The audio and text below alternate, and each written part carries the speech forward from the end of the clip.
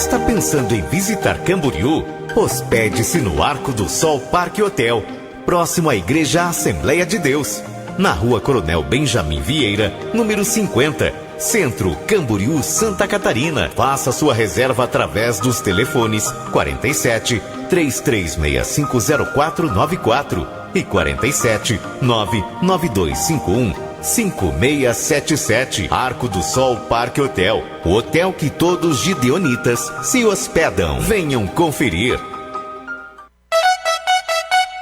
10h30. A Rádio do Coração. Rádio Voz Missionária.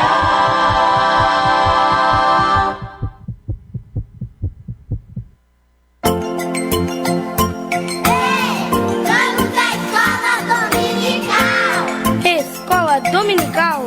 Escola Dominical.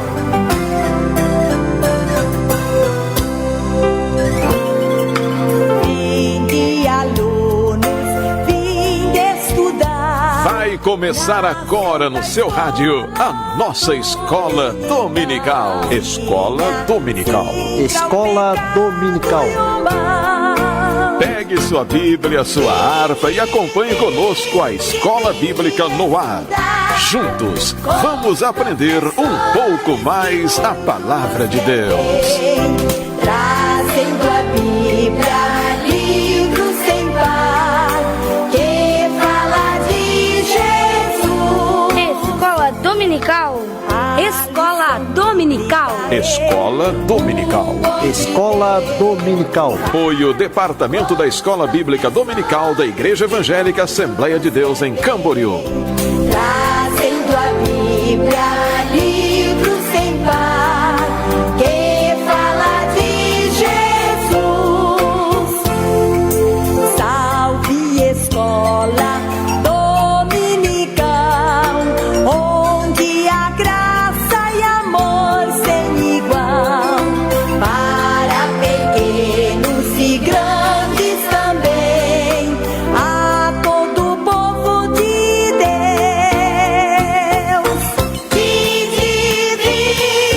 Vinde estudar com os professores que muito nos quer bem, trazendo a Bíblia, livro sem par, que fala de Jesus.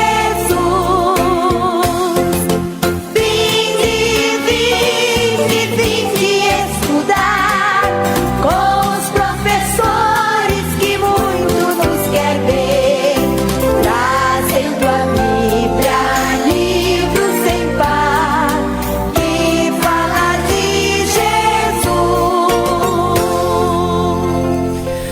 Justificados, pois, mediante a fé, temos paz com Deus por meio do nosso Senhor Jesus Cristo, pelo qual obtivemos também acesso pela fé a esta graça na qual estamos firmes e nos gloriamos na esperança da glória de Deus. E não somente isto, mas também nos gloriamos nas tribulações, sabendo que a tribulação produz perseverança, a perseverança produz experiência, e a experiência produz esperança. Ora, a esperança não nos deixa decepcionados, porque o amor de Deus é derramado em nosso coração pelo Espírito Santo, que nos foi dado. Porque Cristo, quando nós ainda éramos fracos, morreu a seu tempo pelos ímpios. Dificilmente alguém morreria por um justo, embora por uma pessoa boa, alguém talvez tenha coragem para morrer. Mas Deus prova o seu amor para conosco, pelo fato de Cristo ter morrido por nós, quando ainda éramos pecadores. Carta de Paulo aos Romanos, capítulo 5, do versículo 1 até o versículo de número 8.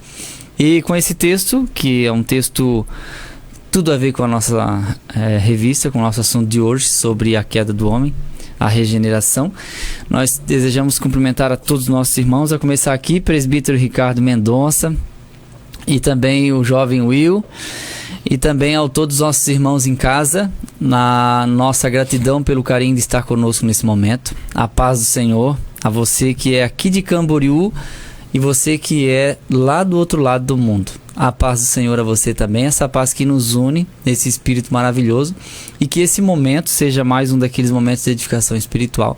Um assunto muito importante. Hoje nós vamos tratar um assunto um pouco polêmico também, mas os irmãos já perceberam que sem polêmica a gente não vive, né? Mas a nossa gratidão a Deus por todos os nossos irmãos. Aqui o presbítero Fabiano foi fazer uma prova hoje, depois vamos orar por ele também, tomara que ele tire uma nota boa. E o presbítero Ricardo Mendonça, que está aqui conosco, também vai dar a sua saudação. Na aula de hoje estará aqui ajudando também. Paz do Senhor, presbítero Ricardo. A paz do Senhor, irmão Eliel, a paz do Senhor, irmão Will. Mais uma vez estamos aqui nos microfones desta rádio abençoada para aprendermos da parte de Deus a sua palavra. Quero glorificar a Deus por essa oportunidade. Quero dizer que é um privilégio muito grande estar aqui com o nosso professor para aprender nesta manhã, e tenho por certo que Deus falará aos nossos corações. Como disse o irmão Eliel, um assunto polêmico, né? A queda do ser humano. Graças a Deus que Deus sempre teve um jeito, né? Uma forma, um escape para a raça humana desde Adão até os nossos dias. E nós vamos aprender hoje também que o homem caiu, mas o cair foi do homem e Deus está levantando a cada dia todos nós. Amém? Amém. Nós vamos orar agora então para iniciarmos nossa aula. Presbítero Ricardo, sua sogra está doente? Está um pouco enferma, né? Eu vi você indo lá para frente lá para receber a oração. Então você vai fazer esta oração, já orando pela sua sogra. Ora também pela irmã Nena e a irmã Júlia, que estão sempre ali ligadinhas com a gente. Precisa das nossas orações também, para Deus dar bastante saúde para elas viverem longos anos, e também a todos os nossos irmãos que se encontram enfermos, hospitalizados, também pastor Donizete, nós vamos orar por ele mais uma vez, para Deus dar vitória. Amém, glória a Deus. A Bíblia diz que a oração da fé salvará o doente, né? Então nós temos que unir duas coisas: unir a nossa fé aqui no estúdio e a fé daqueles que estão nos ouvindo. E quando nós orarmos, vamos orar também não só por esse que o irmão Eliel falou, mas você que está aí, como ele disse, do outro lado do mundo, necessitando de uma cura divina, necessitando de uma bênção de Deus nessa parte, porque, né, irmão Eliel, é muito mais fácil glorificar a Deus com saúde do que glorificar a Deus doente. A gente tem que glorificar nas duas situações, mas é mais fácil a gente ter de saúde, né? E Deus está aqui. Jesus está aqui. Amém. E continua curando como curou no passado. Vamos orar? Senhor Jesus, mais uma vez te louvamos, te glorificamos, Senhor, por esta bênção maravilhosa que é estar em torno da sua palavra. Agora queremos fazer aquilo que a sua palavra diz, que a sua palavra nos ensinou, Senhor, né? Que se tem alguém enfermo ou doente, que chame os presbíteros da igreja, que orará, né? Hoje eu não posso ungir essas pessoas, mas a minha oração está chegando muito longe. E peço que a tua unção, Senhor, adentre esses lares, estas casas. Quero apresentar aqui a irmã Selma, minha sogra, que está lá, Senhor Jesus, enferma, mas que confia em ti, Senhor.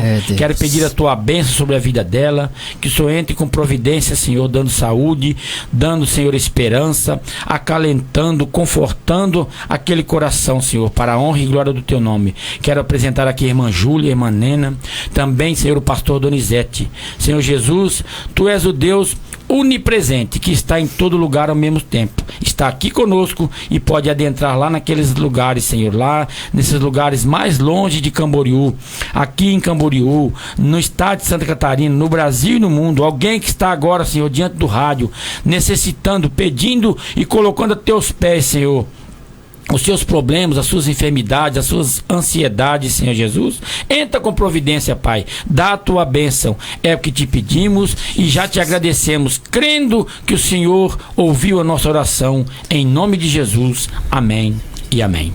Glória a Deus. Amém. Então, hoje, como nós já falamos, vamos falar sobre a queda do ser humano, como que o pecado entrou na humanidade. E esse é um assunto muito importante. Muita gente não gosta do assunto porque acabou sendo afetado pelo pecado do outro, que no caso é Adão.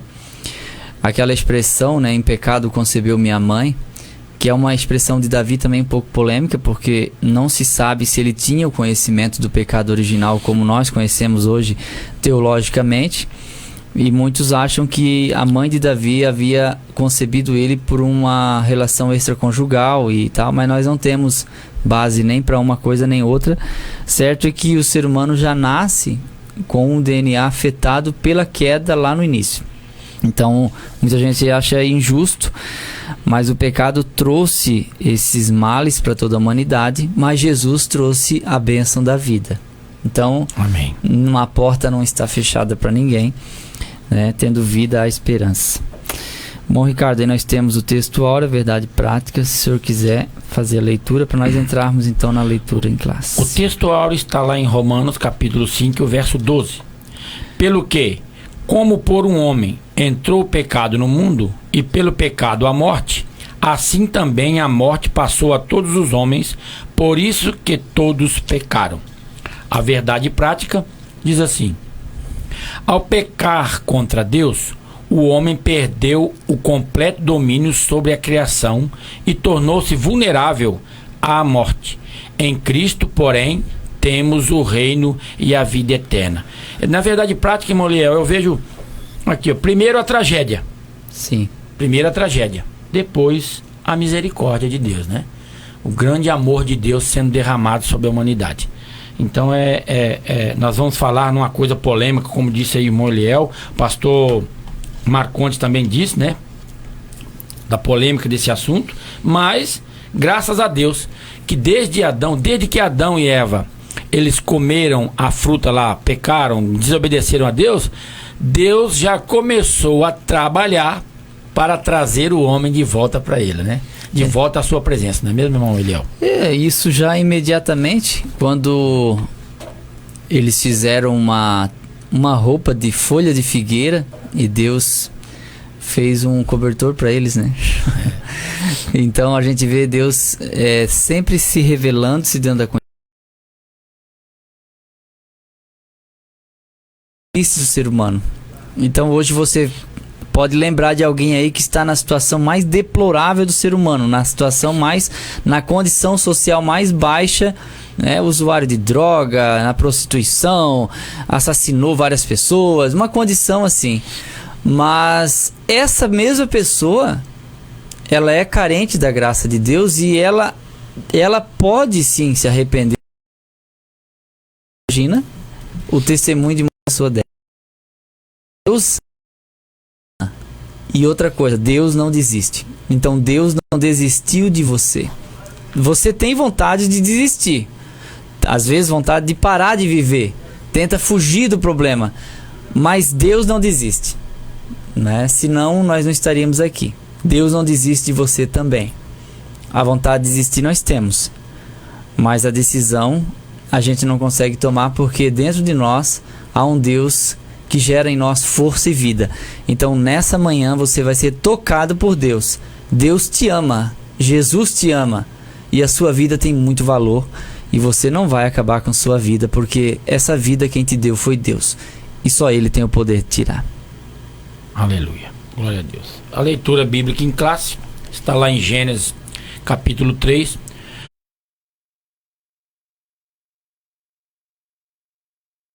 do verso 1 ao 7. O versículo primeiro eu vou ler.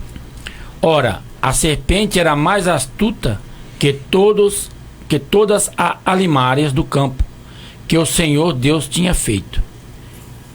E esta disse à mulher: é assim que Deus disse: não comereis de toda a árvore do jardim? Versículo número 2. E disse a mulher à serpente: do fruto das árvores do jardim comeremos. Mas do fruto da árvore que está no meio do jardim, disse Deus: não comereis dele, nem nele tocareis, para que não morrais. Então a serpente disse à mulher: certamente não morrereis. Porque Deus sabe que no dia em que dele comerdes, se abrirão os vossos olhos, e sereis como Deus, sabendo o bem e o mal. E vendo a mulher que aquela árvore era boa para se comer e agradável aos olhos, e árvore desejável para dar entendimento, tomou do seu fruto e comeu, e deu também a seu marido, e ele comeu com ela. Então foram abertos os olhos de ambos, e conheceram que estavam nus, e coseram folhas de figueira, e fizeram para si aventais. Aí nesse caso tudo começou a mudar, né? Essa palavra alimárias, que se refere aqui à serpente, nada mais é do que uma referência a um ser irracional, um animal selvagem, né? De todos ela é a mais astuta, talvez pela característica dela ter sido usada pelo diabo nesse caso para apresentar a Eva uma possibilidade de ser igual a Deus. Então isso é uma busca atual, ser igual a Deus, ter o controle, ter o poder nas mãos, e essa oferta foi feita no Éden, para Eva. E aí ele colocou uma verdade com uma mentira e conseguiu seduzir a nossa mãe, nossa primeira mãe na história, que é Eva. E ela ainda, ao referir para a serpente a ordem divina, ela acrescentou algo que é característico do ser humano também, né? Acrescentar algo mais além daquilo que Deus ordenou. Deus disse: não comereis, e ela disse: Deus disse: não comereis e nem tocareis. E isso é uma característica atual de muitos lugares. Se a gente vai, pessoas que adicionam N regras humanas àquilo que Deus ordenou. Então Deus disse: não comereis, a Eva já disse: e nem tocareis também. Já vai acrescentando, como se...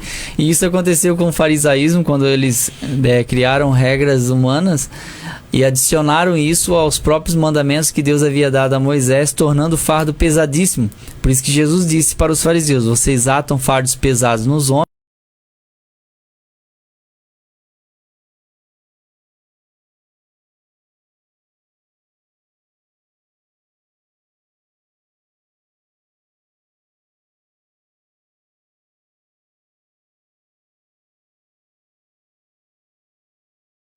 Então, vamos entrar na introdução.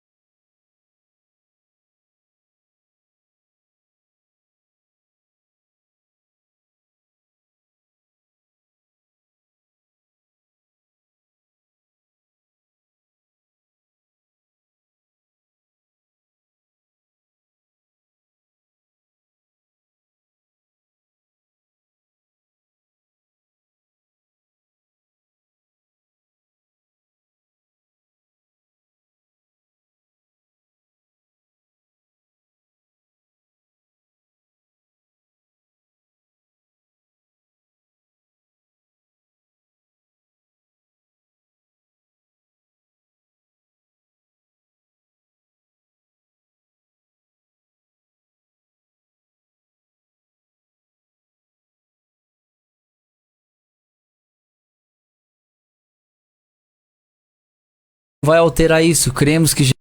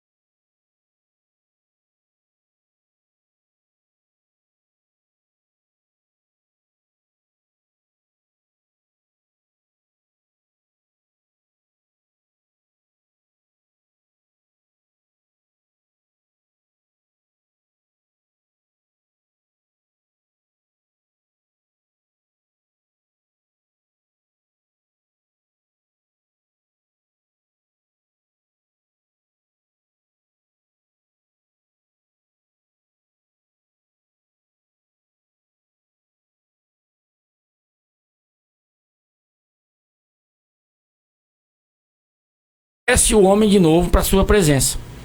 Para que Deus ligasse de novo o homem à presença. Não é mesmo? Foi trabalhoso. Olha que Deus escolheu Abraão, chamou Abraão, Isaac e Jacó, vieram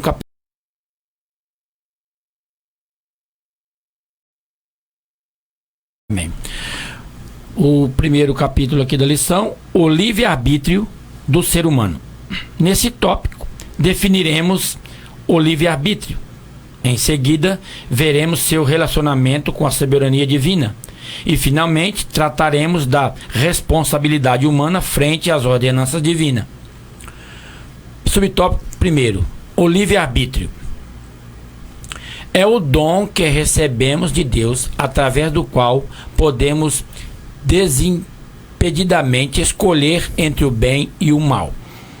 Sem o livre-arbítrio, não seríamos o que hoje somos, seres autônomos, conscientes da própria existência e de nosso lugar no universo criado por Deus.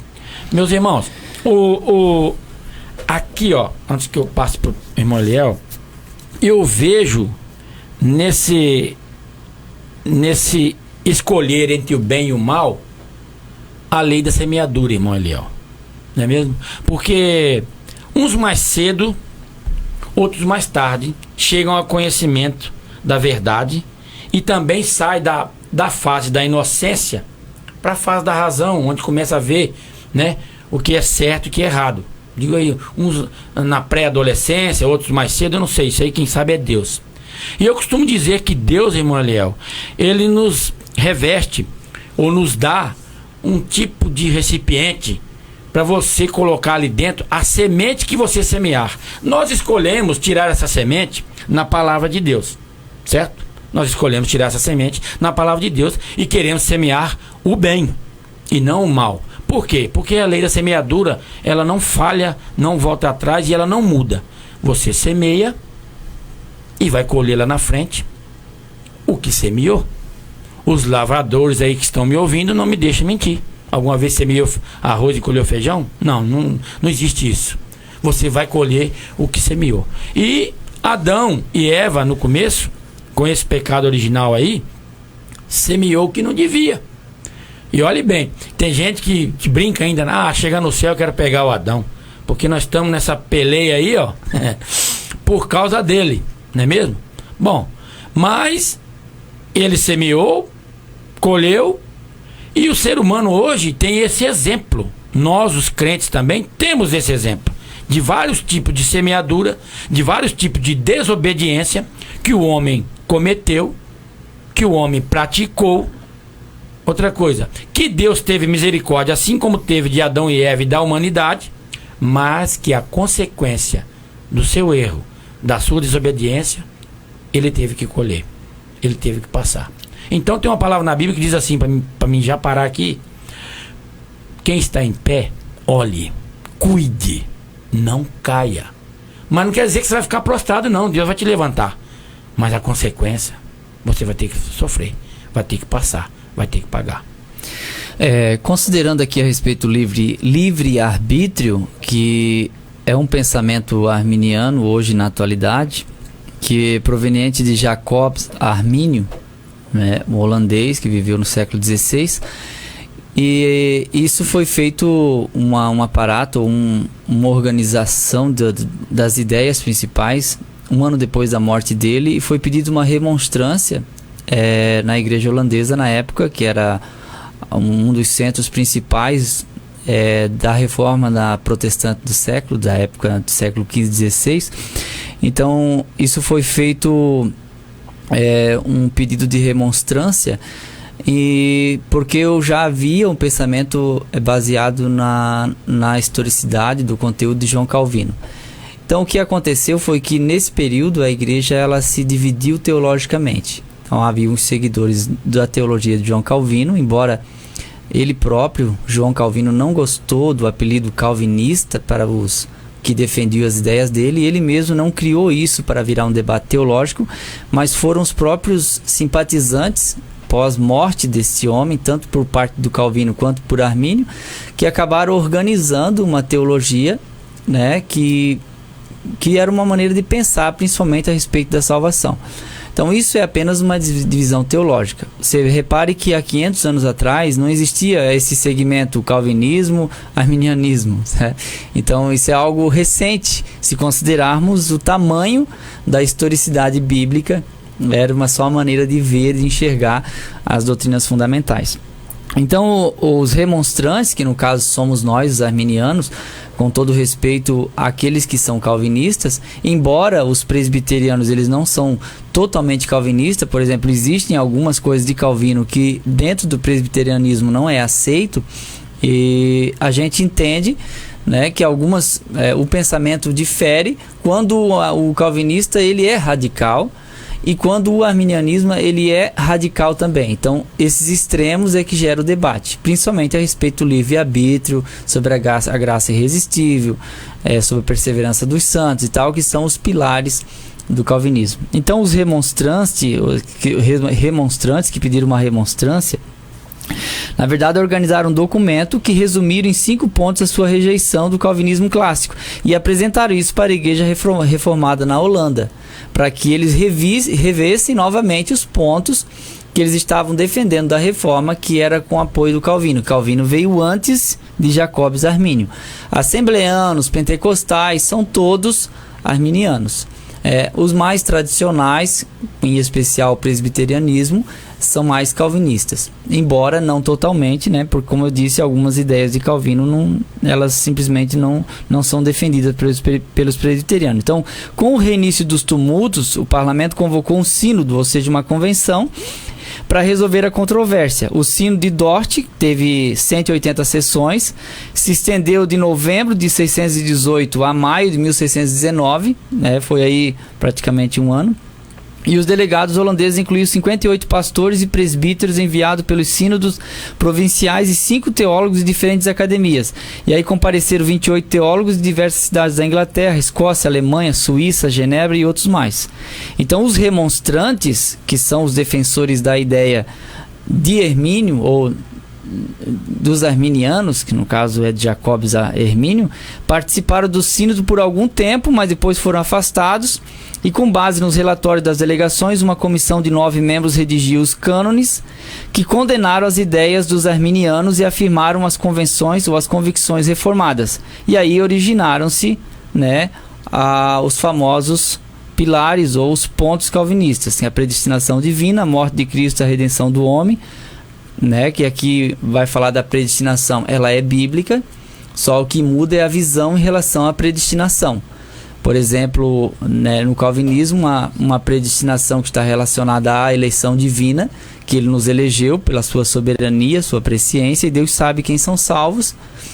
E embora o calvinista não pense salvo uma vez, salvo para sempre, tipo assim, eu já sou salvo, sou predestinado, então eu vou pra balada, pra bagunça, porque de qualquer jeito eu vou ser salvo. Isso não é um pensamento calvinista, porque se você é um eleito, você não vai se caracterizar como ímpio justamente por ter tido essa eleição. Você tá entendendo? Então, de um lado ou de outro, a santidade deve ser praticada. Então não tem escape. Então, esse é um dos pontos. A morte de Cristo, a redenção do homem. Nesse caso, Jesus morreu por todos. Isso aí é comum, tanto para arminiano quanto calvinista. Mas, para o calvinismo, o sacrifício de Jesus mostra-se eficazmente nos eleitos. Ou seja, Jesus morre por todos, mas eficazmente, ou seja, o seu sacrifício vicário, ele se efetuou por aqueles que o receberam. Ele não morreu por aquele que rejeitou e viveu na sua condição de apóstata, ou seja, alguém que rejeita continuamente a fé. E já o pensamento arminiano é um pouquinho diferente, porque a gente insiste em dizer que Jesus morreu por todos, e que quando a pessoa aceita Jesus, Deus vai lá e escreve seu nome no livro da vida, né? Embora a gente saiba muito bem que uma pessoa que está salva, ela permanece salva desde que ela caminhe com o Senhor Jesus em santidade e novidade de vida. E aí entra numa outra questão. Eu sei que é polêmico, eu só estou resumindo porque a gente precisa falar, porque o assunto é livre-arbítrio. Porque a pergunta é, você tem livre-arbítrio? Tenho. Você quer liberdade para quê? Não é? Para fazer o que não deve? Porque isso é um pensamento comum para os dois pensamentos ou para essas duas escolas de teologia. Então é importante que isso se faça assim. Mas no final, irmãos, tanto nós que somos arminianos quanto os calvinistas, nós entendemos que o evangelho deve ser propagado, porque nós dizemos, ide por todo mundo pregar o evangelho a toda criatura, e os calvinistas também dizem a mesma coisa. Por quê? Porque as pessoas que são eleitas, elas devem ouvir a voz do pastor para vir até o pastor. E a nosso ver, nós devemos pregar para que, pela palavra de Deus, a pregação venha trazer convencimento do pecado e essa pessoa venha para Jesus. Então eu estou tentando aqui falar de uma forma bem simples e clara para tentar despolemizar o assunto.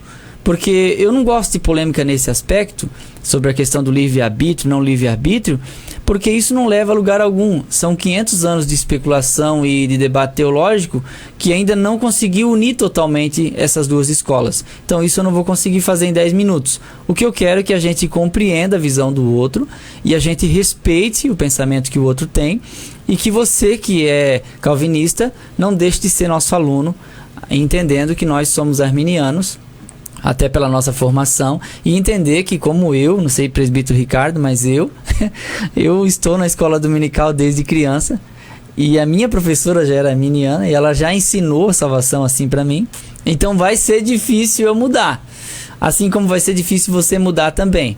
A gente vai se entender muito bem na continuação da vida, eu garanto, se a gente ceder um pouco daqui, um pouco dali. Então, só para complementar, as principais ênfases do documento são as seguintes: Deus elege e reprova não com base na previsão da fé ou incredulidade, mas por sua vontade soberana. Outra, a morte de Cristo foi suficiente para todos, mas é eficaz somente para os eleitos. Isso aqui foi a conclusão do Sínodo de Dort, que aconteceu na Holanda. A humanidade ficou totalmente corrompida. Isso aí é comum porque tanto nós, arminiano quanto calvinista, pensam igual. O pecado de Adão afetou profundamente toda a criação e toda a raça humana. A graça de Deus atua eficazmente para converter os descrentes. Isso aí a gente pensa também, embora não faça por coerção. Ou seja, a gente também pensa na graça de Deus se manifestou a todos os homens, mas a nosso ver ela não é irresistível. Mas para o calvinismo a graça de Deus é irresistível, porque ninguém pode rejeitar o chamado, e essa pessoa ela vem voluntariamente convencido pela graça. Isso do ponto de vista calvinista. O nosso ponto de vista, a pessoa pode dizer não ao evangelho, ela pode resistir a isso e ela simplesmente nunca querer ser crente. Essas declarações foram resumidas em algumas expressões conhecidas como os 5 pontos do calvinismo, que são depravação total, eleição incondicional, expiação limitada, graça irresistível e perseverança dos santos. Esse é o pensamento de João Calvino, que acabou tendo uma dominância nesse sínodo de Dort que houve quando esses reformadores, baseados na ideia de Jacobus Arminius, pediram uma remonstrância e acabaram sendo rejeitados. Mas ali se dividiram em 2 escolas principais e elas seguem até hoje. Então, a nosso ver aqui, o livre-arbítrio ele existe. A pessoa pode optar por servir a Deus ou não servir, e a gente cita alguns textos, né? Embora do outro lado também existam textos que esses teólogos também citem, baseados na ideia de que o livre-arbítrio é simplesmente algo inexistente, né? Porque o ser humano ele não tem condições de escolher, visto que ele está depravadamente condenado junto com os demais por ser descendente de Adão. Então ele precisa de uma ação direta de Deus, ou seja, primeiro ele é regenerado por Deus para depois ele ouvir o chamado e vir a Cristo. No nosso pensamento, a pessoa ouve a palavra e aceita pela fé, e a regeneração passa a ser um processo diário. Esse pensamento, tanto de um quanto de outro, não vai mudar a nossa amizade, e a gente continua amiguinho, beleza? E irmão em Cristo. E se tiver café, eu tomo também. Glória a Deus. Uma pergunta para o nosso professor. Olhe bem. Arminiano, calvinista, wesleyana, vários tipos de denominação aí, de interpretação e outras coisas mais. Eu vejo isso, o Ricardo aqui, vejo isso como uma vontade permissiva de Deus. Sim. E não plena. A minha pergunta é o seguinte: isso deveria existir? A igreja não teria que ser uma só? A igreja de Jesus Cristo? Não a do Valdemar Lacerda, não. A igreja de Jesus Cristo mesmo, da Bíblia. A igreja universal, não Pedro, aquela igreja universal. Não a igreja universal mas a também. igreja universal no sentido de mundo. Isso. Pedro, tu és pedra. Sob esta pedra, Jesus, né? Edificarei a minha igreja e as portas do inferno não prevalecerão contra ela. Por que tanta... Eu vejo isso como uma divisão. E por que isso? Porque somos diferentes e pensamos diferente a respeito do mesmo livro que carregamos, que é a Bíblia. Só que a gente deve deixar nossas diferenças de lado, porque o nosso olhar teológico não altera a nossa salvação. Eu não posso te jogar no inferno porque você pensa diferente a respeito das 7 trombetas do Apocalipse. Isso é secundário. É secundário. Então isso a gente tem que ir colocando no dia a dia para a gente evitar divisões. Às vezes tem alguém nos ouvindo de igreja de interior que tem uma congregação presbiteriana de um lado e do outro lado tem uma Assembleia de Deus. E os crentes daqui não cumprimentam os crentes de lá.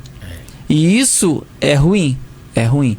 Que tem a congregação cristã no Brasil, porque tem a Igreja Deus e Amor, e tem mais a Igreja Universal.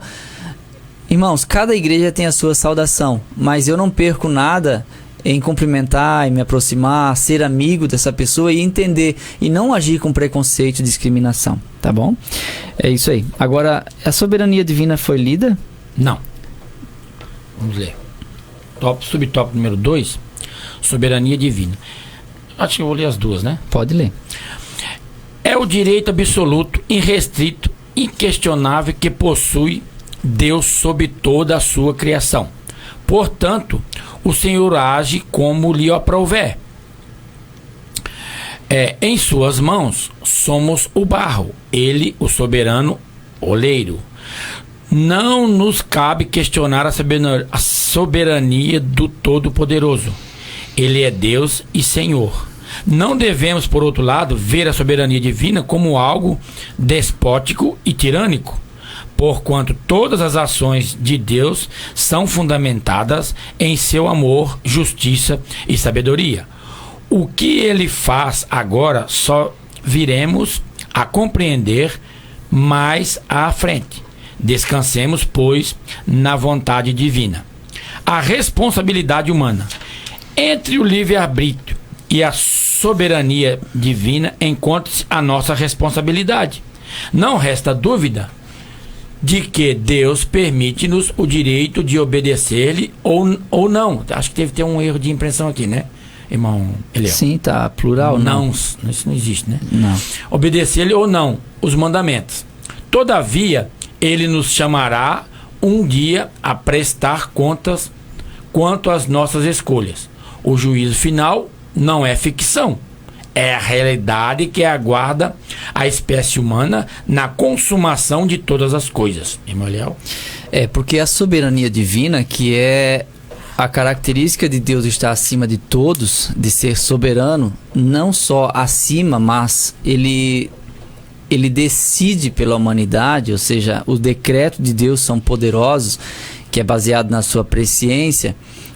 Embora isso seja uma realidade, Deus é soberano, Deus é poderoso, Deus tem o controle de todas as coisas, mas existe a responsabilidade humana junto nisso.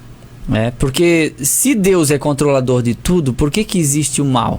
É uma pergunta que as pessoas fazem. E até usa um texto de Isaías 47, se eu não me engano. Ele cria o mal, né? Ele cria o mal, né? Eu sou Deus e eu crio o mal. Embora aquele contexto de mal, a palavra usada ali para mal, não está se referindo ao mal na sua originalidade, mas o mal no sentido de calamidade. Então, quando o povo peca contra Deus, Deus envia uma praga de gafanhotos, ou uma enchente, uma inundação, ou uma grande seca, como forma de demonstrar a esse povo que eles estão errados e precisam voltar-se para Deus. Então, as nações vizinhas, como Babilônia, que invadiram Israel, que levaram Judá para o cativeiro, era uma forma de Deus criar esse mal para açoitá-los. E nessa forma chamou Nabucodonosor de meu servo. Sim, justamente, esse é o princípio da criação do mal ali de Isaías, e não no sentido de mal no estado original. Então Deus não obrigou Adão e Eva a comer do fruto proibido, pelo contrário, Deus proibiu eles. Deus não obrigou, Deus proibiu eles de comer. Mas como Deus não criou máquinas, Deus deixou a árvore do conhecimento no jardim para que eles optassem pela escolha. Aí alguém vai dizer assim, bom, irmão Eliel, aí vai cair por terra mais uma vez aquela doutrina do livre-arbítrio. Na verdade, não. É ali que o livre-arbítrio começa no nosso ponto de vista. Porque Deus poderia não ter colocado a árvore no jardim, não tivesse criado uma árvore do conhecimento.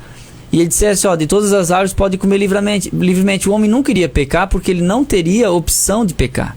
Ele poderia pecar por outras razões, mas não desobedecendo uma ordem direta de Deus. Mas o homem no seu estado original, sendo perfeito, como a Bíblia diz que Deus criou o homem perfeito, ele foi tentado mesmo na sua condição que estava sem pecado, e sem pecado Eva comeu e também deu ao seu marido, e a Bíblia diz, e comeu com ele. Então eu não vejo assim que Eva comeu primeiro, né, no sentido de encher bem a barriga, e depois de uma semana, a expressão é parece que junto.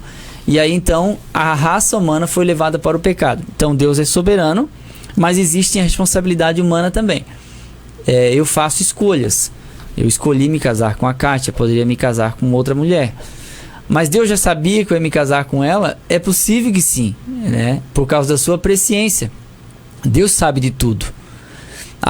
Mas Deus, ele permite que eu esteja nessa condição para que a responsabilidade das escolhas sejam sobre mim também. Porque a Bíblia diz que tudo que o homem semear, ele vai colher. Se eu estou apenas obedecendo um decreto divino da sua soberania, eu não deveria colher algo que Deus está me obrigando a fazer e a praticar. Se não existe escolha humana nisso. Então o ser humano sempre gosta de colocar em duas contas a sua responsabilidade, ou na de Deus ou na do diabo. E agora tem uma terceira, que é no outro. Adão, onde estás? Eu me escondi porque estou nu. Quem te mostrou? Foi a mulher. Mulher, foi a serpente.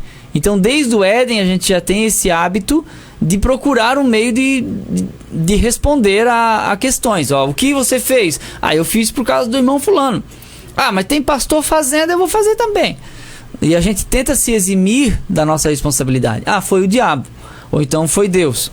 No Antigo Testamento se usava muito essa expressão, mas mais para Deus, no sentido de Deus. Veio a seca, é Deus que está nos punindo. Veio a chuva, Deus está nos abençoando. Então a gente vê no Antigo Testamento poucas citações do diabo.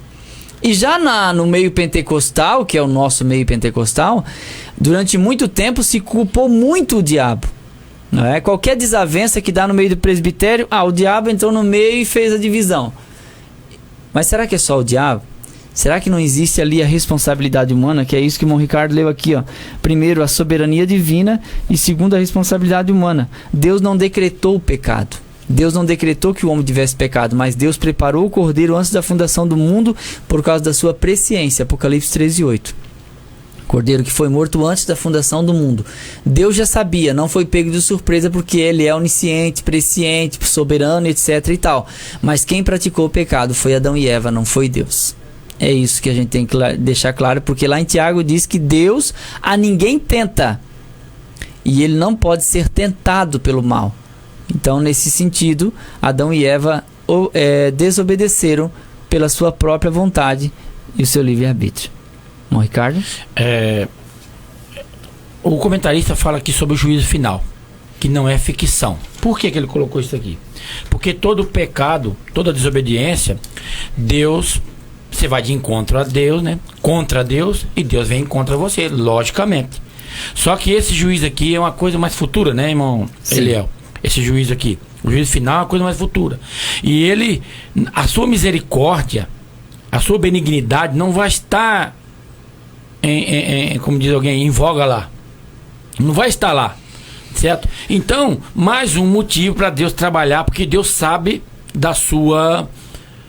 do que ele vai fazer, do juízo que ele vai aplicar na raça humana. Por isso, todo esse trabalho que eu falei aqui no começo, de trazer o homem de volta para ele, sempre com a sua misericórdia estendida, sempre com o seu amor. A Bíblia diz que o Espírito Santo espera pelo pecador até que ele se arrependa, não é mesmo?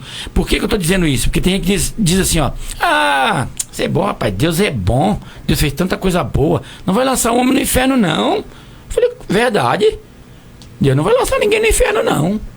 O homem é que se desvia, o homem é que desobedece e toma esse caminho, através do livre-arbítrio dele, ele escolheu. E ele vai colher esse juízo final aí, aquilo que está escrito no Apocalipse, que vai acontecer, né? Onde haverá pranto e ranger de dente. Tem gente que não gosta de escutar isso, mas é a verdade. Onde o bicho nunca morre e o fogo nunca apaga. Tá lá, para quem quiser ler e entender. Qual é o grande amor de Deus que está sobre nós hoje? A porta da graça está aberta, né? É só não desobedecer. É só procurar fazer a vontade de Deus. É simples. Tem gente que acha que é coisa do outro mundo. Não, é simples. Procure saber a vontade de Deus na sua vida. Procure saber o que Ele tem para você, que é tudo de bom. Fique ciente disso. Amém, né? Verdade. Podemos entrar no terceiro tópico. Terceiro? Desculpa, o segundo, né? Tem uma palavrinha aqui que não se encaixa, que ele já começa falando da apostasia de Adão, mas na verdade Adão e Eva não apostataram, eles pecaram contra Deus. Isso aqui não é eu não considero uma heresia, eu considero um erro de digitação, uma má colocação. Porque o próprio texto de Gênesis 4 vai dizer que Eva, ao conceber, recebeu um favor do Senhor, né? O auxílio do Senhor. Então já haviam saído do jardim, e a apostasia é o abandono persistente contínuo da fé. Veja bem, eu li aqui e achei que era uma apostasia, mas a escola dominical é boa por causa disso, já aprendi que não é. Amém? A queda, um evento histórico e literal. A apostasia de Adão e Eva deu-se em consequência do conflito entre o livre-arbítrio humano e a soberania divina. Nesse episódio, houve a possibilidade da queda, a realidade da tentação e a historicidade da queda. A possibilidade da queda. Em sua inquestionável sabedoria, Deus criou Adão e Eva livres, permitindo-lhes o direito de obedecê-lo ou não. Todavia, a ordem do Senhor, concernente à árvore da ciência do bem e do mal, era bastante clara. Se eles optassem por ignorá-la, teriam de arcar com as consequências de seu ato. Morte espiritual seguida de morte física. Um detalhe importante é que quando Deus disse para Adão não comer do fruto da árvore, que é Gênesis 2:16, e o Senhor Deus ordenou ao homem, a Eva, ela não estava pronta ainda, ela vai ser formada mais à frente. E o Senhor Deus ordenou ao homem: de toda a árvore do jardim você pode comer livremente, da mais da árvore do conhecimento do bem e do mal você não deve comer. Aí você diz assim: então por isso que Eva comeu. Ela não sabia que não podia, né? Ela foi enganada. Ela nem existia quando Deus disse para Adão: não comereis do fruto da árvore da vida, do bem e do mal, do conhecimento. Aí você vê a conversa da Eva com a serpente. A serpente, mais astuta de todos os animais, né? Veio e perguntou: é verdade que Deus disse não comam do fruto de nenhuma árvore do jardim? A mulher respondeu: do fruto das árvores do jardim podemos comer, mas do fruto da árvore do conhecimento. Ela sabia. Está entendendo? Quer dizer, a Eva não foi inocente. Ela sabia porque ela repetiu para a serpente a ordem que Deus havia dado para o homem, que repassou a sua mulher, né? Quando ela nasceu, Adão ficou empolgado, proferiu aquele poema lindo e logo em seguida falou: seguinte, já te acostuma que aquela árvore a gente não pode comer. Só que logo Satanás chega já dizendo: Deus proibiu tudo agora? Tipo assim, de toda árvore vocês não podem comer? Aí ele tenta confundir Eva. E aí Eva vai dizer: a gente pode comer livremente, menos aquela a gente não pode olhar e nem tocar. Aí a gente vê que vai de um extremo no outro. Não pode comer nenhuma das árvores de Satanás. Aí a Eva vai dizer assim: a gente pode comer de tudo, mas naquela a gente não pode nem sequer tocar. E Deus disse: não comam. É simples, não estreite demais e não alargue muito, deixa na medida, na temperança, no limite. Mas a mulher não parou de olhar para a árvore. Então a Bíblia diz que ela viu que a árvore era boa, que é logo a seguir, né? Vendo a mulher que a árvore era boa para se comer, agradável aos olhos e desejável para dar entendimento. A gente vê aí a concupiscência dos olhos, a soberba da vida e a concupiscência da carne. E ela foi ludibriada e acabou caindo. Então havia possibilidade de queda, tanto que eles caíram, né? Havia possibilidade? Havia. De fato, eles acabaram cedendo e caíram. E aí veio a morte espiritual logo imediatamente, que é o corte do elo da comunhão entre o homem e Deus. Na viração do dia, por volta das 3, 4 horas da tarde, Deus vinha no jardim e conversava com Adão todos os dias. Desse dia em diante, então, esse elo foi cortado e eles precisaram ser expulsos do jardim. Então havia possibilidade da queda e aconteceu. Hoje as coisas se repetem. Não estamos no Éden, mas o nosso pecado faz divisão entre nós e Deus. As pessoas acham que a graça de Deus ela é barata, mas ela não é barata, ela só é de graça. Ela custou um preço muito alto e a gente deve valorizar isso. Há pessoas que dizem, mas a graça de Deus cobre tudo. Aí hoje vai para a prostituição, amanhã a graça de Deus. Então a pessoa já recebe a graça pensando no próximo pecado. E isso não é graça, isso é libertinagem. A graça de Deus se manifestou educando os homens a viver de uma forma sóbria, justa e piedosamente nesse século. É o que está em Tito 2:11 e 12. E tem diferença de cair na graça e cair da graça, né? Tem essa diferença. Cair na graça aqui, ó. Caiu na graça. Agora cair da graça, você não está na graça mais, né? Está longe. Vamos lá. A realidade da tentação. Segundo subtópico. Ao ser tentada pela serpente, Eva deixou-se enganar pela velha e bem arquitetada mentira de Satanás. A possibilidade de o homem vir a ser um Deus. Ponto final. No instante seguinte, Adão e Eva pecaram contra Deus.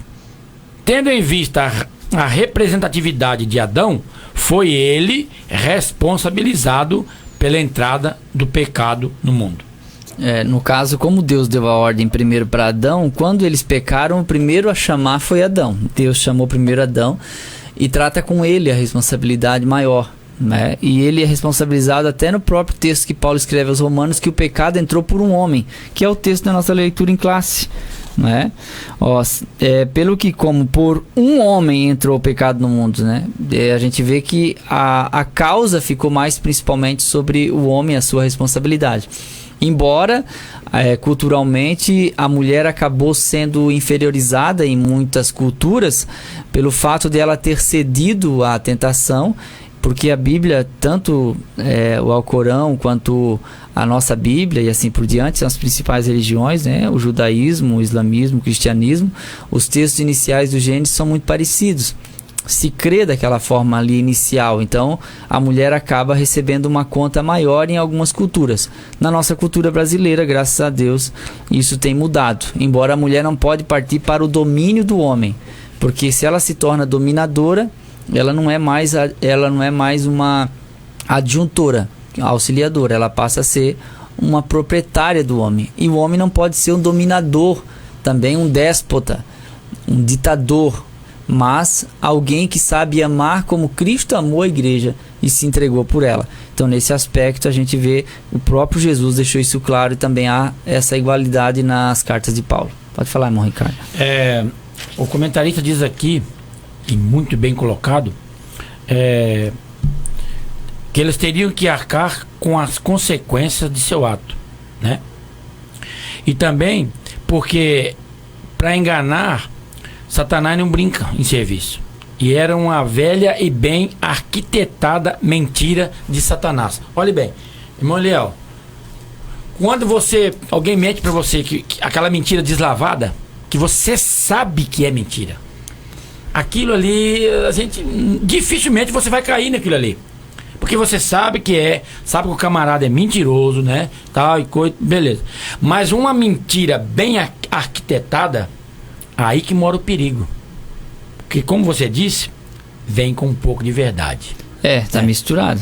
Tá misturado, certo? E muito bem arquitetada. Quando é que eu não caio nessa mentira? Porque, me desculpe a franqueza, os nossos púlpitos hoje estão cheios de mentira. Ou eu estou aqui falando coisa errada? Estão cheios. Tem homem de Deus? Tem a verdade? Tem. Mas de vez em quando aparece alguma coisa aí. E quando é que eu não caio nela? Eu coloquei aqui, ó. Quando estou balizado na palavra.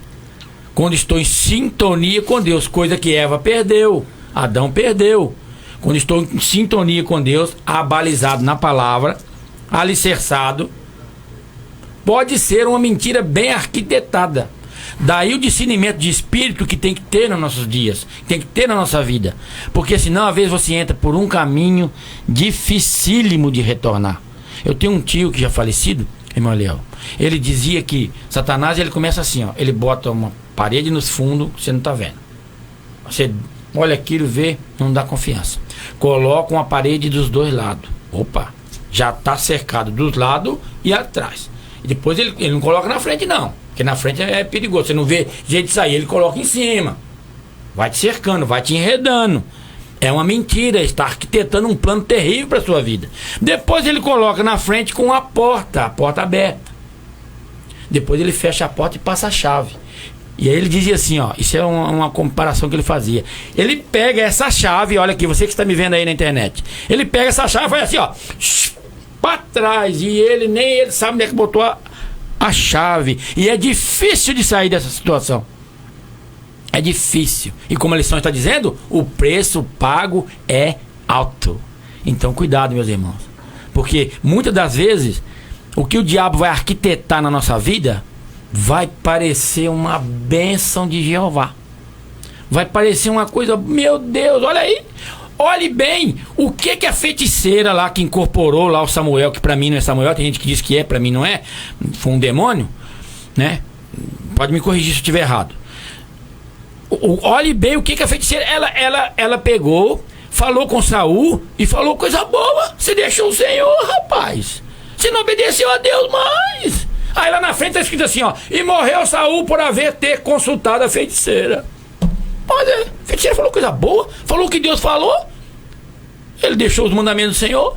Parecia uma coisa boa, não parecia? Mas não era, não. E uma das mentiras de Satanás foi, certamente, vocês não morrerão. Essa foi a mentira que o diabo pregou. Então a gente tem que cuidar, porque o primeiro pecado que entra é a mentira. E o último que aparece também lá em Apocalipse, né? Com exceção dos que adicionarem ou retirar alguma coisa do livro, mas lá em Apocalipse diz: e todos os que amam e cometem a mentira. É a mentira para prejudicar alguém. Muito bem. Terceiro capítulo, as consequências da queda de Adão. Devido à sua rebelião contra o Senhor, a raça humana teve de arcar com pesados encargos. A consequência do pecado, a perda da comunhão com Deus, a transmissão do pecado às gerações subsequentes, a enfermidade da terra e, finalmente, a morte física. Número 1. A consequência do pecado. Ao tentar a mulher, a antiga serpente prometeu-lhe a onisciência divina. Mas o que os nossos pais herdaram foi uma consciência pecaminosa, geradora de obras mortas. O pecado leva-nos a perder o brilho do rosto e o vigor físico. Eis porque o homem precisa nascer da água e do espírito. Logo após a queda, já fica bem claro algumas coisas que acontecem, a característica.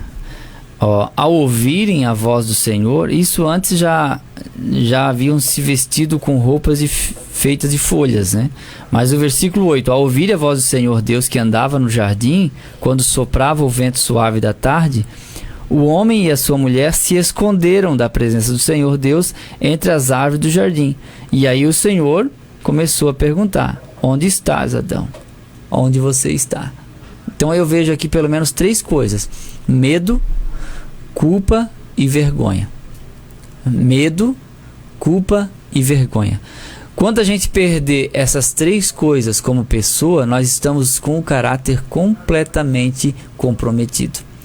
Porque o pecado, ele ainda deve causar um temor para que haja um arrependimento. Eu tenho que sentir a culpa. A Bíblia manda nós confessar as nossas culpas uns aos outros. E por último, a vergonha, porque tem muita gente que já perdeu a vergonha. Perdeu a vergonha. Não tem mais vergonha de ser imoral. E o pior, quer impetrar, quer ainda colocar a goela abaixo das pessoas, o errado como se fosse certo. Você está entendendo? E isso não só de membros, mas até lideranças que querem obrigar-nos a aceitar o errado como se fosse certo. Só que eu vou dizer uma coisa para você, irmão. Valores são inegociáveis. Inegociáveis. É como eu sempre uso a expressão a respeito do que tem valor e do que tem preço. Quando o artista ele está fazendo uma obra de arte, está pintando um quadro, e é o pai dele que morreu, que ele está pintando, e alguém diz, quanto que você quer? Ele vai dizer, não está à venda, porque aquele quadro tem valor, por isso não tem preço. Agora, quando ele desistir de ficar com o quadro e colocar lá R$1 milhão que seja, aquele quadro não tem mais valor, porque agora tem preço. Então tudo que tem valor não tem preço, e o que tem preço tem apenas preço e não mais o valor, porque você está disposto a trocar isso por dinheiro. Então quando o seu ministério tiver preço, ele não terá mais valor. Não terá mais valor. Quando a sua assinatura em um papel para você receber um privilégio ilegal, e você sabe que isso não deveria acontecer, e você negocia, e você está dizendo sim quando deveria dizer não, um pedacinho de você morre, e você vai negociando valores. No final da sua trajetória, você vai olhar para trás e vai ver que você negociou tudo, e que tudo é negociável, e que a sua caminhada não foi uma caminhada de valor, foi apenas preço. E dizem por aí que todo homem tem o seu preço, mas eu digo que todo homem tem o seu valor. E quando você tem valor, você não é negociável. Você não está à venda. Não se venda.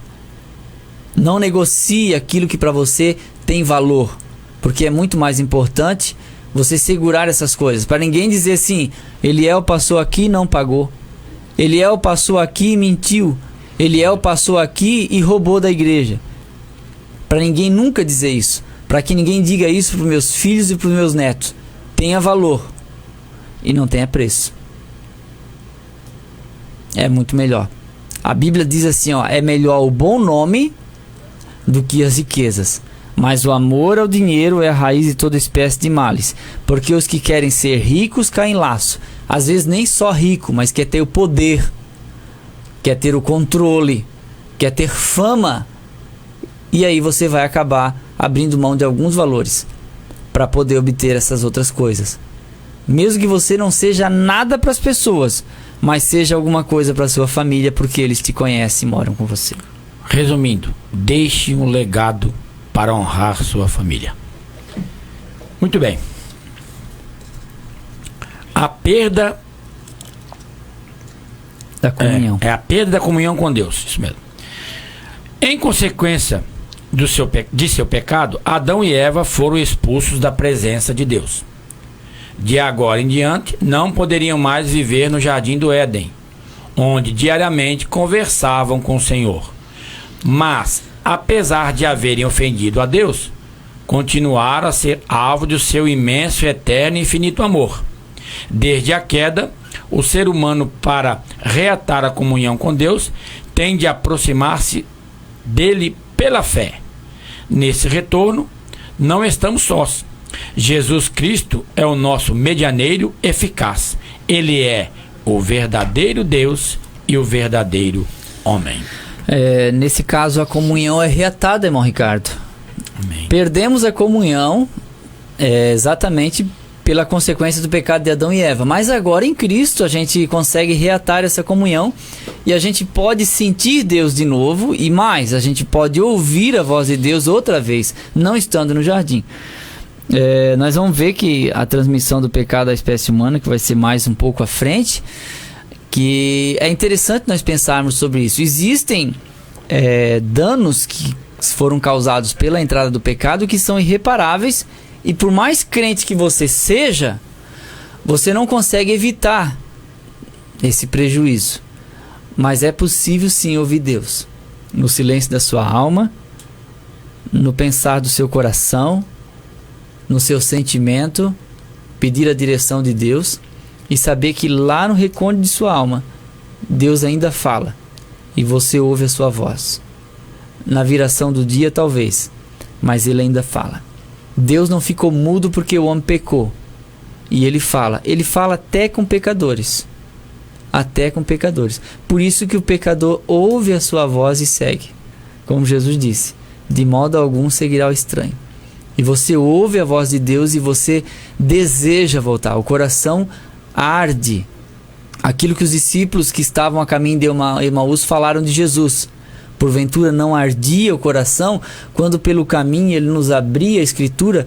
Quando alguém fala na direção do Espírito e você ouve, você sente que quem está falando não é o homem, é Deus que fala.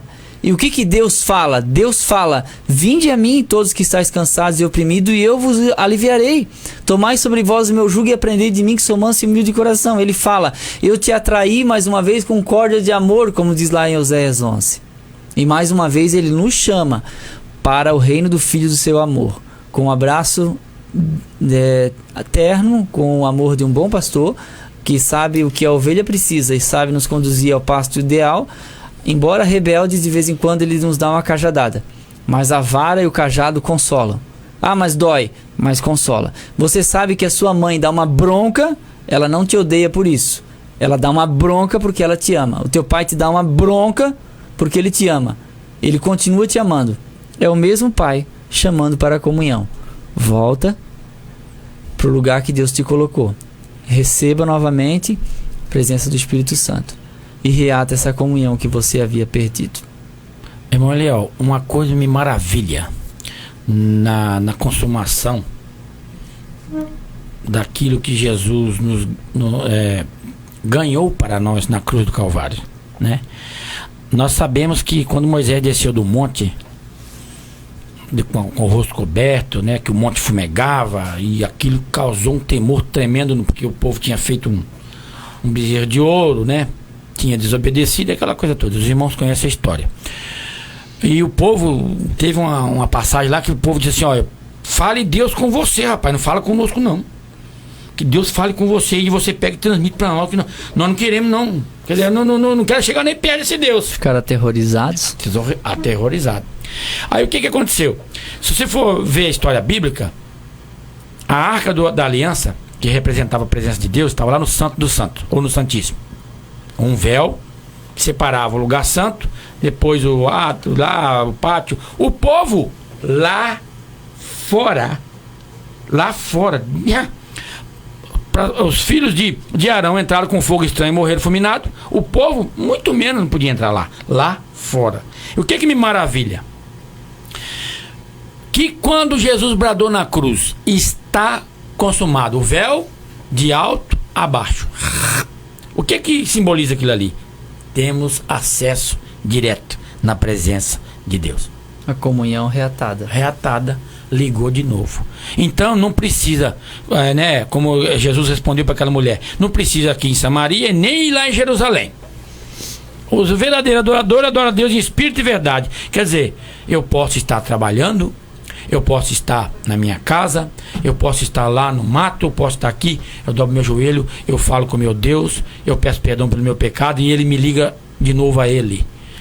Isto é uma das coisas mais maravilhosas que eu vejo no sacrifício da cruz, né?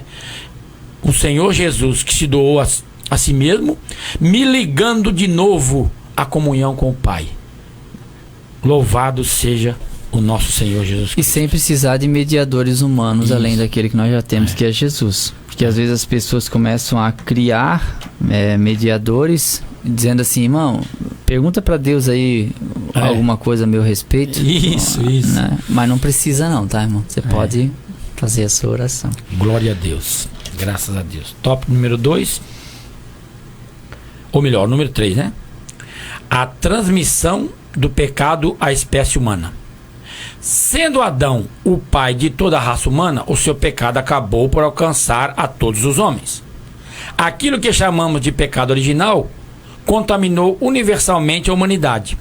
Até mesmo o recém-nascido já traz consigo essa semente. Embora a criança, na fase de inocência, não tenha a experiência do pecado, a iniquidade adâmica acha-se impregnada em seu interior, preste a ser despertada. Somente em Cristo podemos vencer tanto o pecado original como o experimental. Muitas crianças são recolhidas por Deus na fase da inocência, apesar da iniquidade dos pais. Entre os que morreram sem experiência do pecado, acham-se os inocentes assassinados por Herodes. Olha. Deixa eu ler mais um pouco aqui para te ajudar. Amém. A enfermidade da terra. Nesse caso aqui, a transmissão da espécie humana, do pecado, foi que toda a espécie humana passou-se a sofrer com a queda de Adão e Eva, né? E a enfermidade da terra, por causa do pecado de Adão, até a própria terra adoeceu. Expulso do Éden, Adão teria de trabalhar com redobrado esforço a fim de prover o seu sustento cotidiano. Desde então, nosso planeta vem sofrendo com fomes, tremores de terra e inundações. Em sua epístola aos Romanos, o apóstolo Paulo descreve a terra como gemendo por causa da expectativa quanto às últimas coisas. Mas quando o reino de Deus manifestar-se, logo após a grande tribulação, o planeta será curado de todas as suas enfermidades. A morte física. O homem não foi criado para experimentar a morte física. Nesse sentido, podemos dizer que fomos criados imortalizáveis, com a possibilidade de viver indefinidamente. Não somente a eternidade, mas de igual modo, a imortalidade achava-se no ser humano. A morte é a mais triste consequência do pecado. Todavia, a pior morte que alguém pode experimentar é a separação eterna de Deus, a segunda morte. Quanto a nós, os que já recebemos Jesus Cristo como nosso Senhor e Salvador, a morte não terá efeito, porque ela é a ressurreição e a vida. Ele é a ressurreição e a vida. Quer dizer, nós temos aqui a transmissão do pecado, que uma criança ela já pode ter características de Adão, né, na sua mais tenra idade, e ela precisa de ser domada, essa natureza. Por isso que a Bíblia fala da vara da correção. A estutícia está ligada ao coração do menino. A estutícia é a ignorância, a tolice. Mas a vara afugentará, ou seja, o controle na disciplina vai gerar pessoas com um caráter melhor. Porque se deixar a pessoa criar no anarquismo, lá vão ter, fazendo o que deseja, ela nunca vai desejar o bem.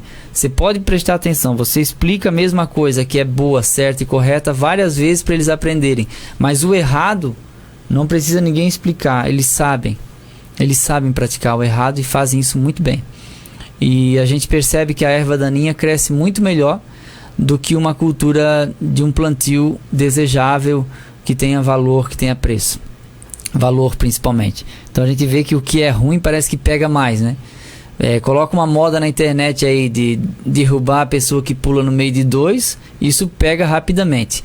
Se fizer uma campanha para a leitura do Novo Testamento, demora muito mais para a gente conseguir adeptos. Você vê que uma verdade ela é dita uma única vez e se propaga bem pouco. E uma mentira, ela não precisa ser muito falada. Uma pessoa mentindo uma única vez, e isso se espalha, principalmente nos meios de comunicação hoje. Então o que a gente percebe é a natureza humana se manifestando. Desde um adolescente, pré-adolescente, levado pela curiosidade. Você vê mais adolescentes curiosos a respeito da sexualidade, buscando informações na internet, do que buscando entender quem foi o profeta Samuel. Não sei se você já percebeu isso, e isso é uma realidade. E depois nós temos a enfermidade da terra. A terra começou a produzir espinhos e abrolhos, e precisou da necessidade diária de plantio para que houvesse o alimento, porque o trabalho se tornou causticante. Embora o serviço de Adão no Éden era lavrar a terra e guardar, ou seja, cultivar, podar, estercar, fazer com que a planta continuasse a ter vida e produzisse. Isso no jardim. Mas depois do pecado, então, no suor do teu rosto, que é uma expressão figurada para o sentido de que o trabalho se torna causticante e desgastante. Você cansa, você se afadiga, e com o tempo você não consegue descansar mais, e vai chegando a idade, vai envelhecendo, aí entra na outra consequência do pecado, que é a morte física também. Porque nós entendemos nas próprias palavras de Paulo que a morte física veio por causa do pecado. Porque no dia que dele comerdes, morrerás. E o diabo diz, não morrerás. Adão e Eva comeram e morreram. Se eles não tivessem comido do fruto, é possível que a gente conhecesse Adão e Eva, estariam por aí ainda. É verdade. O irmão Eliel, o senhor falou sobre fazer uma campanha para derrubar um no meio de dois e uma campanha para ler o Novo Testamento, que fica mais difícil. Olhe bem, a mídia, eu quero dar essa palhinha aqui, rápido. A mídia, ela é impressionante. Por que o pecado original está no homem? Tá?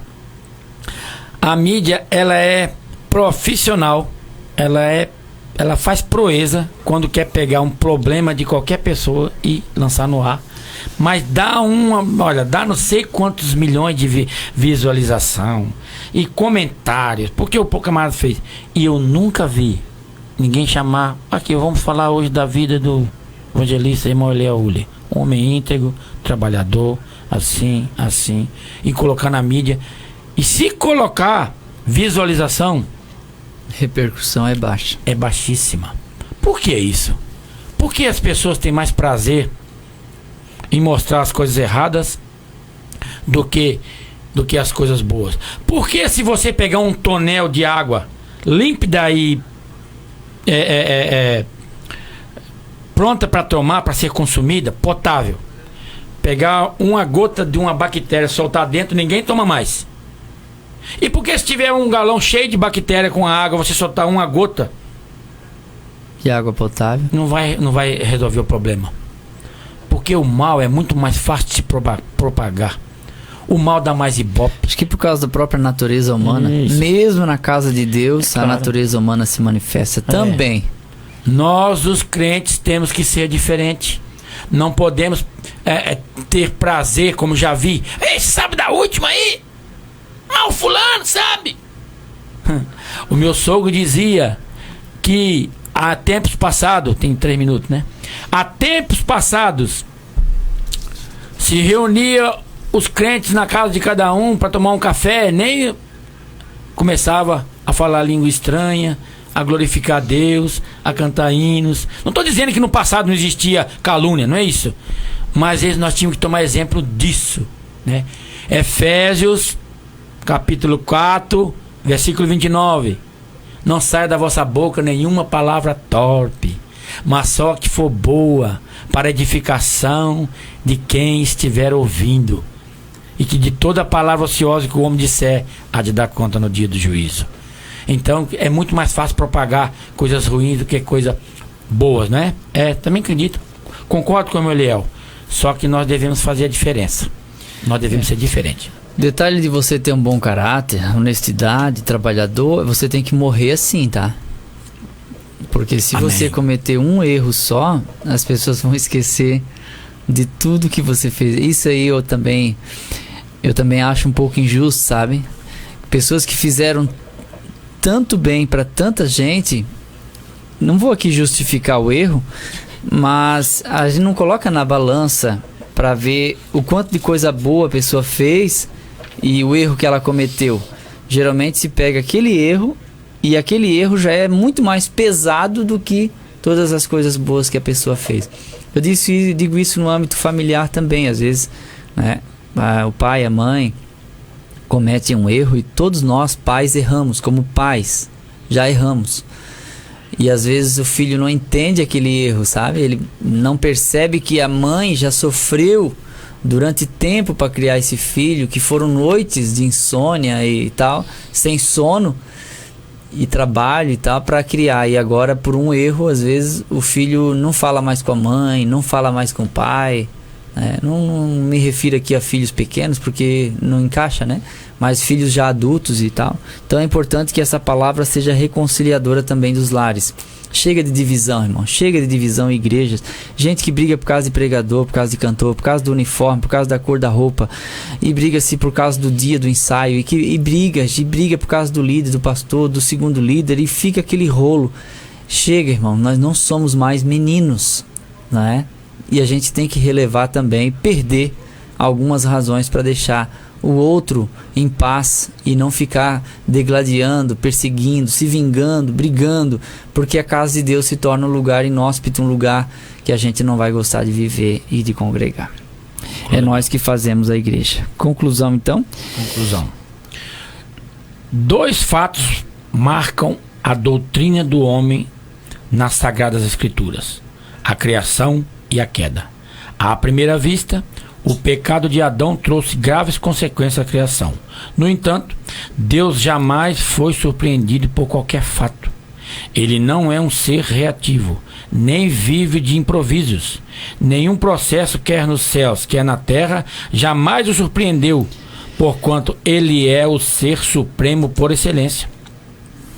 Ele é o que é, o Deus bendito eternamente. A fim de sanear o pecado do homem, Deus, em sua presciência, já havia separado o imaculado Cordeiro desde a fundação do mundo para redimir-nos de todo o pecado. Glória a Deus. Amém. Eu quero mandar um abraço aí pro irmão Noel Goiano. Ele é de Itaguari, Goiás. Ele sempre comenta nossas aulas e ele acompanha conosco sempre. Então, um abraço, irmão Noel. Também tem um outro Noel, que é Noel Martins, também é nosso amigo e está sempre em contato com a gente. O irmão Gessé também.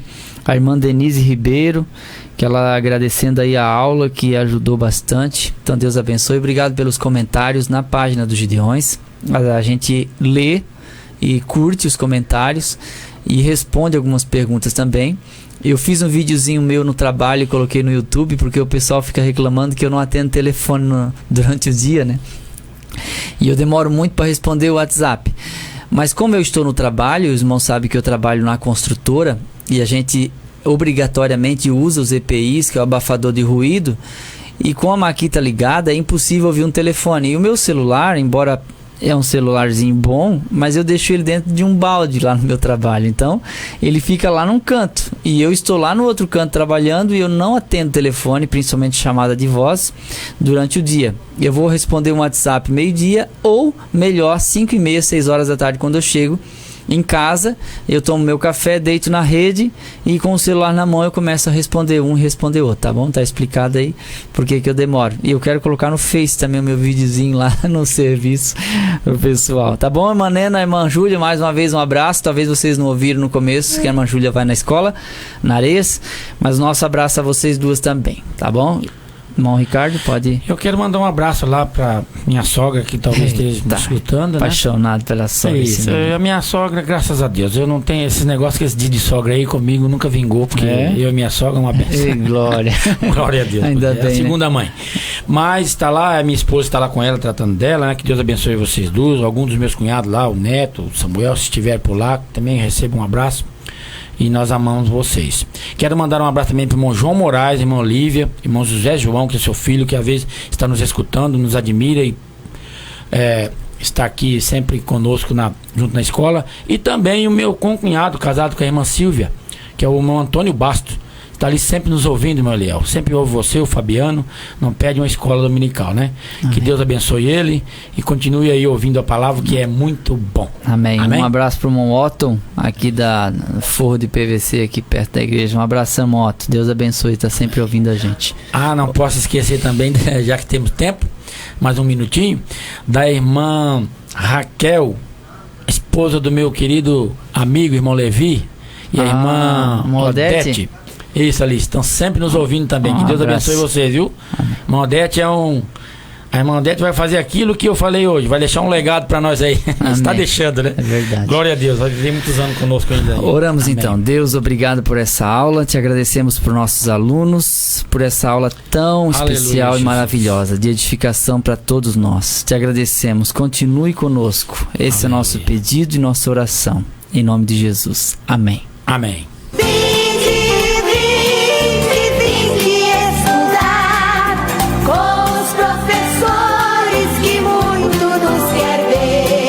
Acabamos de apresentar Escola Dominical. Escola Dominical. Orientação Didática, Departamento de Ensino da Escola Bíblica Dominical de Camboriú, Santa Catarina. Até a nossa próxima escola, se Deus assim nos permitir. Escola Dominical.